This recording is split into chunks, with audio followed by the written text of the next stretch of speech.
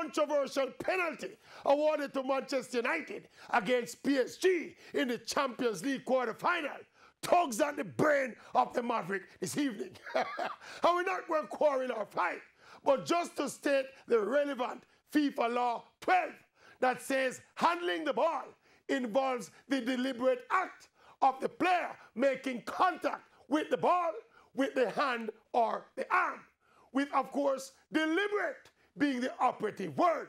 There are some subsections that deal with the movement of the hand, the distance between the ball and the opponent, and the position of the hand, etc.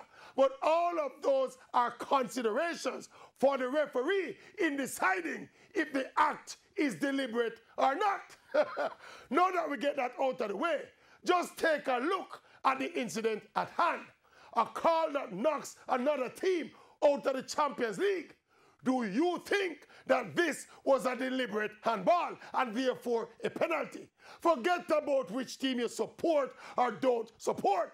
Look again, and with a clear conscience, tell me that you think this was a deliberate act of handling the ball. Remember now, the ball kicked hard, the man back turned. Do you think this was a legitimate penalty from a deliberate handball? Again, forget about the fringe issues, the outstretched arm, the unnatural position, etc. Those are not the determining factors. It all comes down to whether the handball is deemed deliberate or not. What do you think? Let me say this.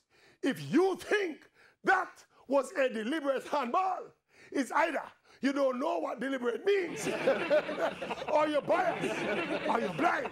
You need glasses. Yes, you need glasses. What do you need? You don't want it. All right.